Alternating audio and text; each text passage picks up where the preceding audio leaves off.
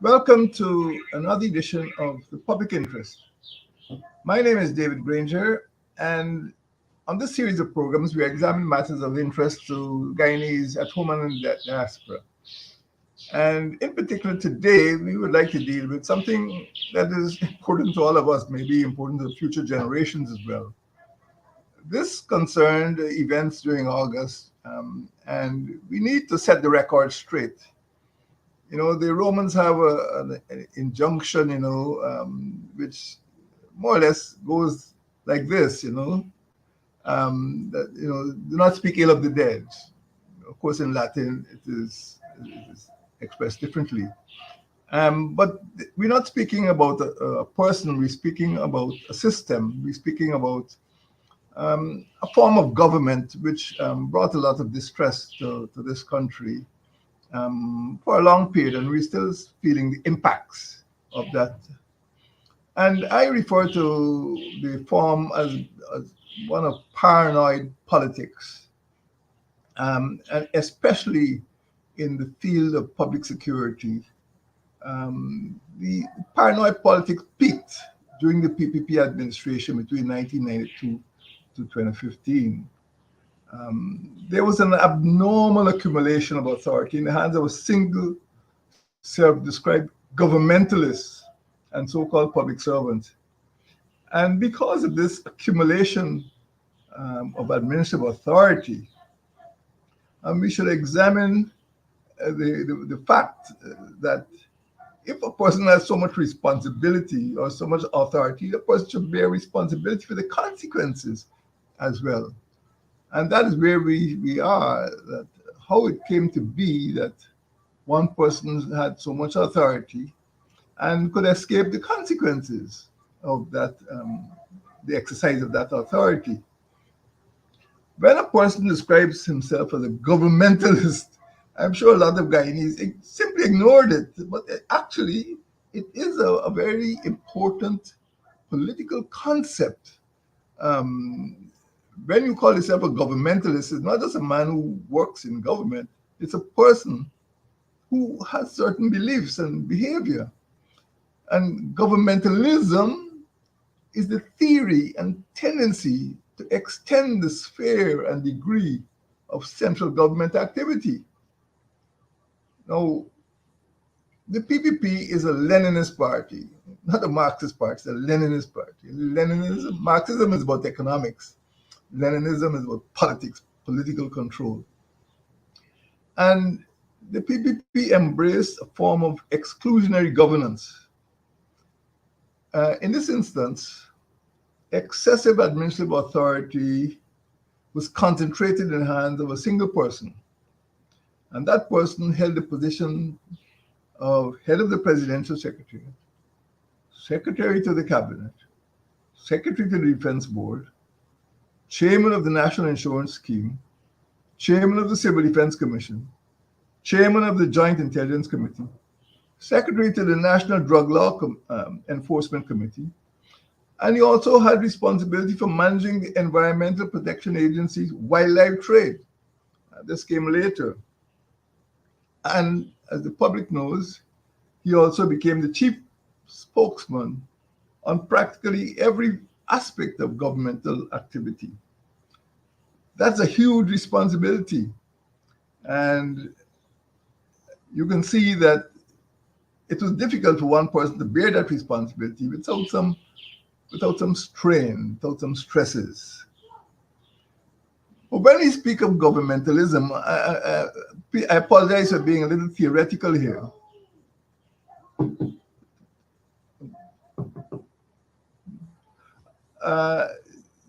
Governmentability is the theory that as problems increased, the capacity to solve those problems decreased. Government became ineffective owing to the intractability of issues and the inability to secure compliance in a system. Our system is not a Soviet system. It is not suited to unchallenged centralized authority. Rather, It's a Western democratic system which is based on compromise and cooperation, especially cooperation among competing groups. And what we saw here is a clash of system, not a clash of personalities, a clash of system.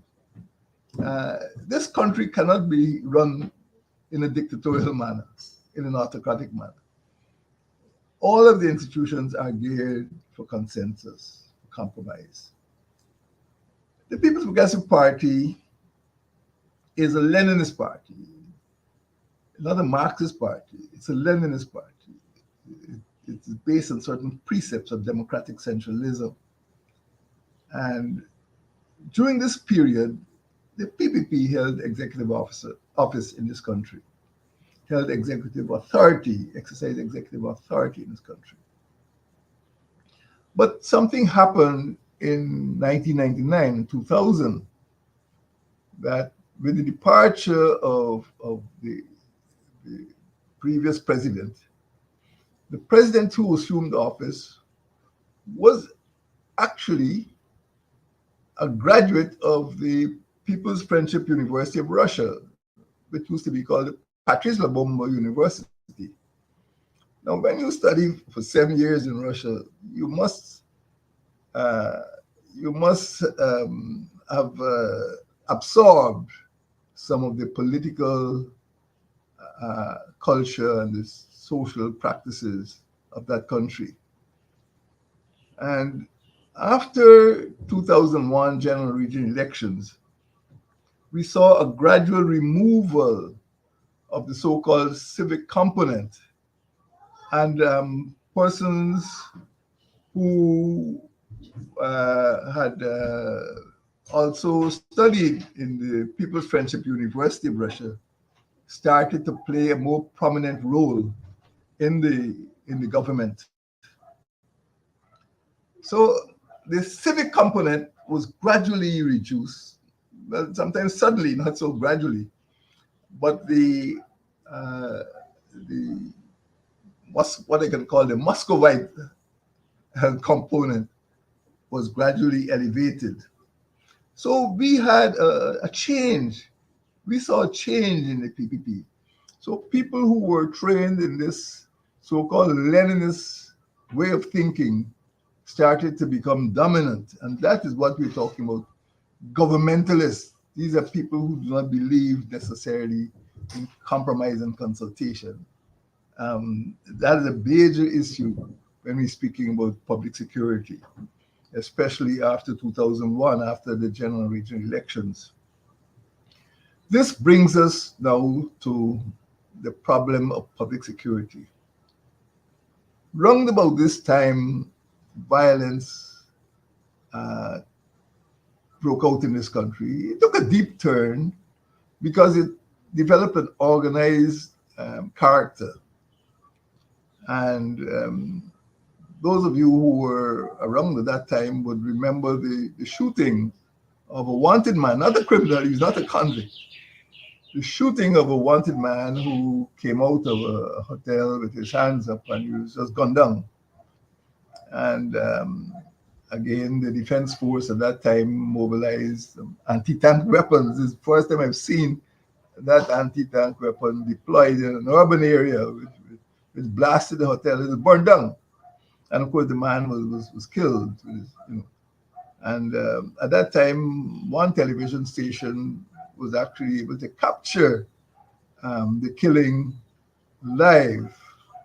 And many people ignore it because they assume that the man who was killed was a convict, but he wasn't a convict. He was wanted. And you know what the Western law says about persons who are innocent until they're proven guilty. But that's another matter. I don't want to go there now. The problem is that from that time, and worse still in 2002, after the so-called Mashramani jailbreak, things started to get very, very bloody in this country. And that is because there was an increase in narcotics trafficking. It was not just criminality. Um, what was happening is that the drug cartels were attempting to extend their territory.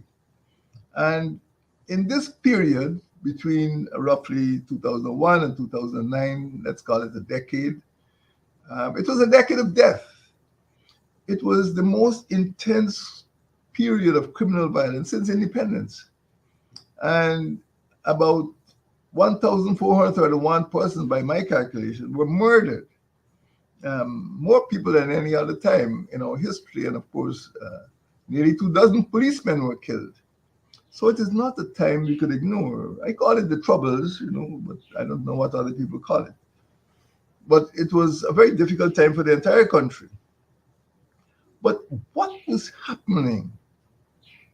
What was happening in Guyana at this time in terms of public security?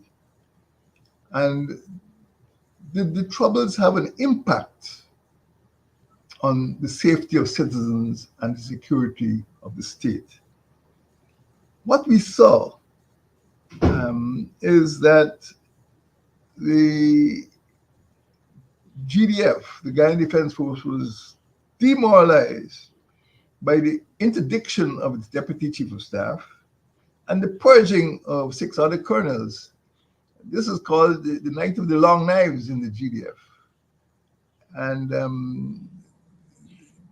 that was a very gory period. And the impact is that these officers were replaced, and some of the beneficiaries were elevated. The beneficiaries of that purge were elevated by the administration. Now, in hierarchical organizations like the army and the police, this is bound to have a knock-on effect on the morale of juniors, and it did have. Similarly, in the Guyana Police Force, there was an element of demoralization because the police commissioners were being given extensions. What this meant was that young officers, bright officers, intelligent, educated officers were being forced into retirement before the commissioners. So that had a very demoralizing impact. And also, it is happening again, that when a commissioner reaches the time of retirement, instead of being retired, he's being given extensions. So it means that his juniors will have to be retired before him. Then you had the discarding of the United Kingdom Security Sector Reform Action Plan. This plan was valued at over $1 trillion. And on another occasion, we shall examine the implications of discarding that security sector action plan, because it was the reasons were replete with lies. And there was a lot of shouting and name calling. But after careful crafting of that plan over a period of years, it was suddenly thrown out of the window, which meant that the security sector was not reformed. That all of the preparations for reforming security sector were simply thrown out of the window. So what we have now in the security sector, with all of these traffic accidents and murders and lawlessness in the hinterland, these are the results of the non-implementation of that security sector reform action plan. Of course, when the APNUFC got into office in 2015, we tried to recapture it, but the money had gone, and we never got the sort of funding that had been provided or made available to the PPP. Then there was the National Drug Strategy Master Plan. And nobody talks about the failure of the National Drug Strategy Master Plan, but it was thrown out of the window. And I can tell you it existed as of October 1992. There was a National Drug Strategy Master Plan. There was a National Drug Strategy Enforcement Committee, which became one of the duties of the head of the Presidential Secretariat. And then there was the discarding of the Discipline Forces Commission report. After months of taking evidence and presentations, when the report was presented, it was simply shelved. Uh, then you had the question of the national service. Again, three people got in a room one day in 2000 and simply scrapped the national service. The national service was a safety net for young people who had dropped out of the education system for one reason or the other. And many people were proud to have served in the national service, and it helped in youth employment. But that was scrapped peremptorily by the same people who had adopted this paranoid approach to security. So a lot of young people who should have been in the service and should have been trained ended up out of the service and untrained, with obviously an impact on employment. And then you had the degrading of the militia. The militia was meant to provide security in all of the border regions, in every region of Guyana, in fact. And before you knew it, within weeks of the death of President Jagan, it was downgraded. It was downgraded from an independent military organization, which is prescribed in the Defense Act, into a little part of the Defense Force where it shrunk. It shrunk from 3,000 to 300 almost overnight. And then you had the Civil Defense Commission. Again, this is an important organization during emergencies, particularly the frequent floods. Every year we have floods in May, June. May, June rains never fail. That's an axiom in environmental studies in Guyana. And as you know, under the PPP administrations in 2005 and 2021, we had the worst floods in our history. But because there's one person trying to control all of these activities, including the Civil Defense Commission, they were unprepared. The Civil Defense Commission was unprepared for the events of 2005. And that is because of neglect. And the administration of the Civil Defense Commission was perhaps put in a basket with all of the other responsibilities. Then we had the methodical and systematic disregarding of the International Narcotics Control Strategy Report. Every year, every single year, the United States Department of State issues the International Narcotics Control Strategy. And if persons read it, they would see how grave the narco trafficking problem was in Guyana.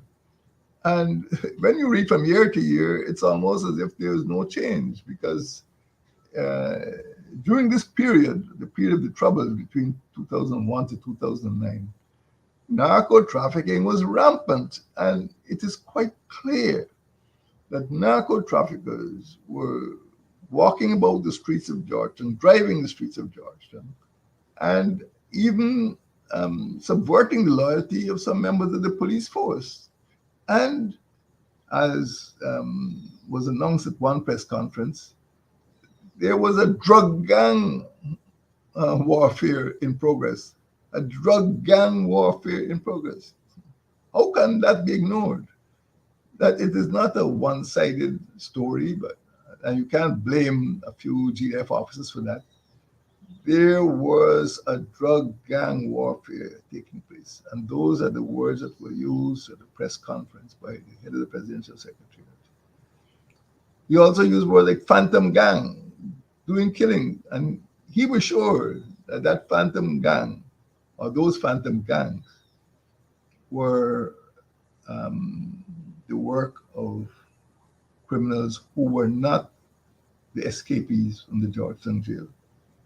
So a lot came out, not in a direct way, but in an indirect way, to show what was taking place. And the State Department's International Narcotics Control report, which came out every year, pointed to the fact that Guyana was drifting towards narco statehood.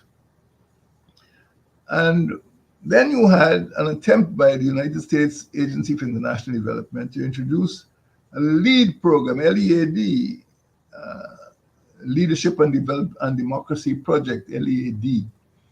And again, there was one huge dispute involving the same person who was in control of all these governmental activities, which led to the frustration of that project.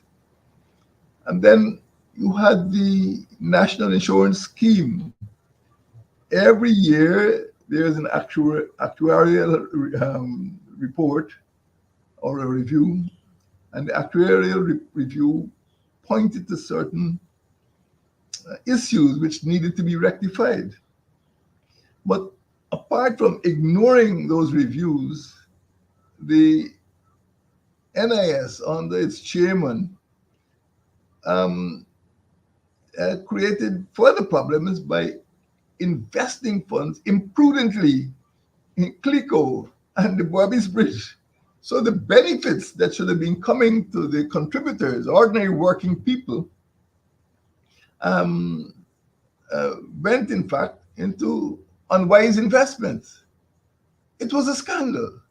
And the NIS is a major financial institution, and it required management and supervision of a financial expert. This is an institution which was established by the PNC administration for the benefit of working people, and the money was literally squandered. And up to now, the NIS is still carrying the burden of the indebtedness that was contracted during that period. And the problems continued. The United States attempted to establish a DEA office for the Drug Enforcement Agency, and they were led a dance. A building can be found not ready. Although Trinidad had a DEA office and Suriname had a DEA office, we found that it was very, very difficult for the United States to establish a DEA office in Georgetown. And there was this dissembling. Just look at the language to describe what happened with the Brazil-Guyana e-governance project, fiber optic project. I remember personally driving along the highway, the Linden-Mabur highway, and asking what are those bits of white cable popping up, and somebody said, that is the fiber optic cable. Of course, the project collapsed. But the PPP doesn't speak about these things, and they were so reluctant to accept advice. They were so reluctant to adopt correct procedures for planning such an expensive project that a tremendous amount of money was lost. But when you heard the explanations given at these governmental press conferences, you couldn't tell the truth from falsehood. The problem is, therefore, that this paranoid style of government resulted in not only inefficient administration, it resulted in a lot of deaths, because the police force was more or less paralyzed, and a lot of the killing that was taking place was actually being done by the drug gangs. These are the words that we use, the drug gang warfare that was taking place by phantom squads. And sooner or later, these problems resulted in contradictions and conflicts, even within the administration. What happened, therefore, is that this very paranoid posture that had been adopted caused fractures within the government. It is clear that the press conferences degenerated into platforms of misinformation. And we must face the fact that lies were told, lies about,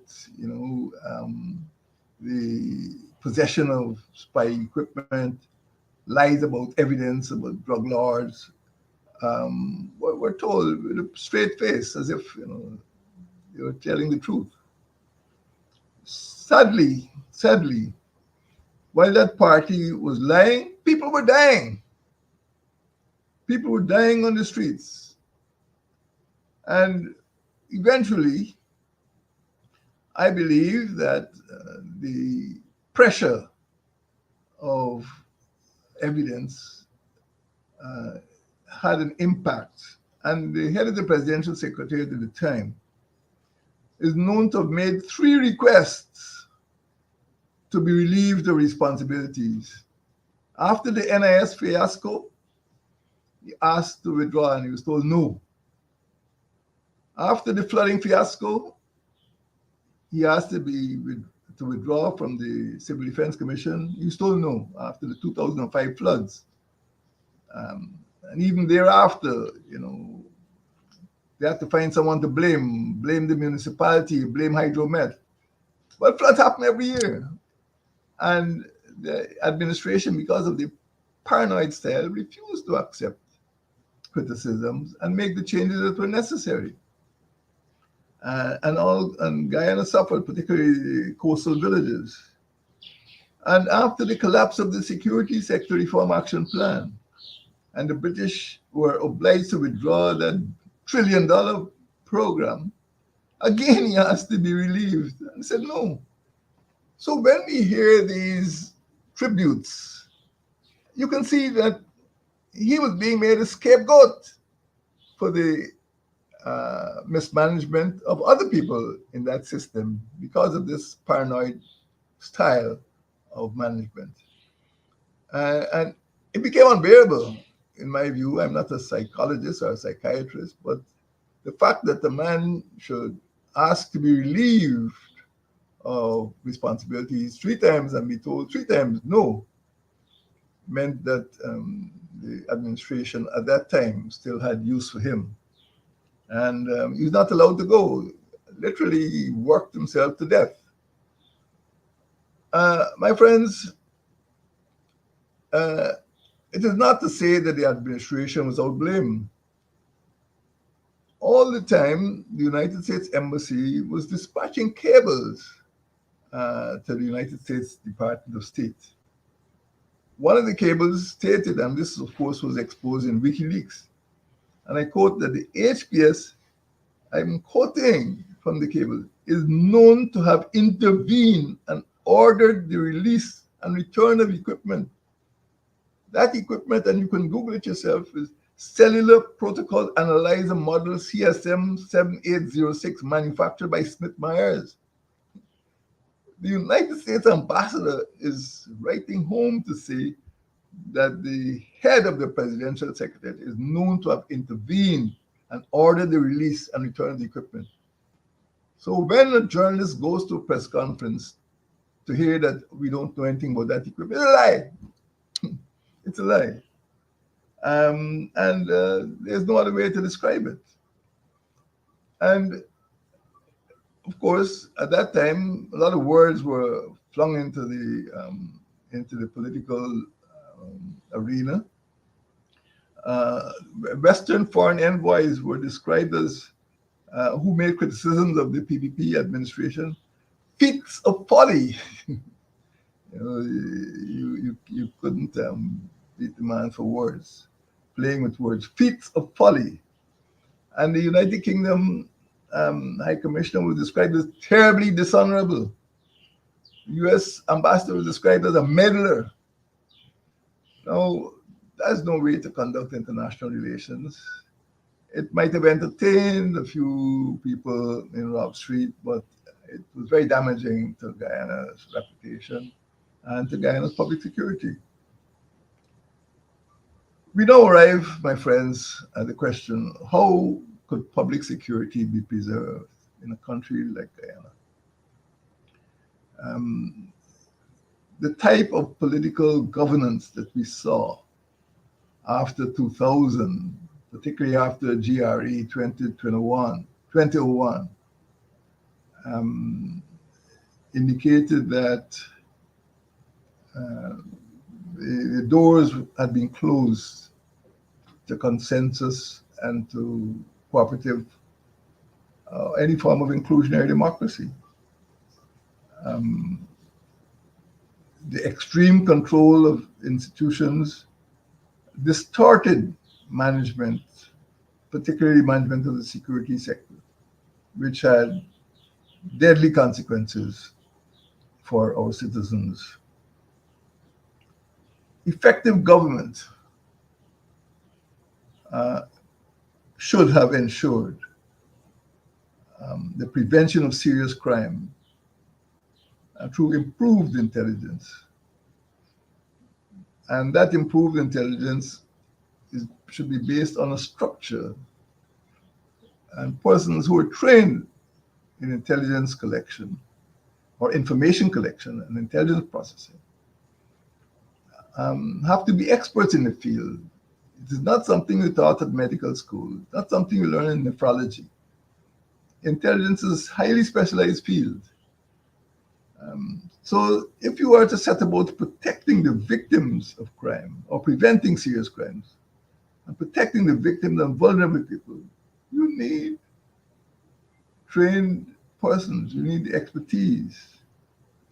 If you're going to promote public confidence in the defense and police forces, the senior officers could not be treated, in the way they were treated during this period, during the night of the long knives.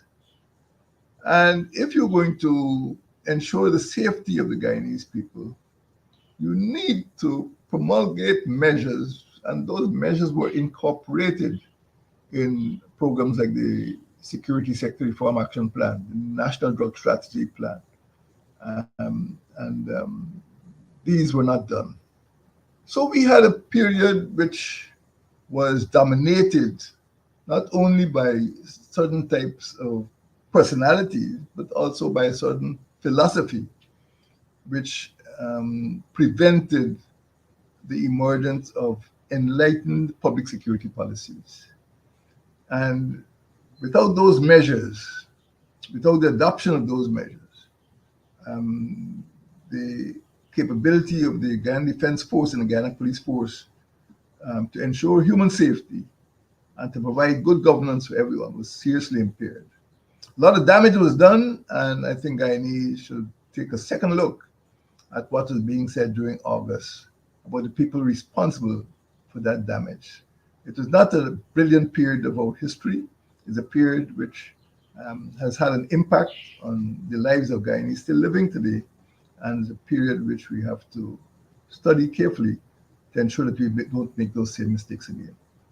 Thank you, and may God bless you.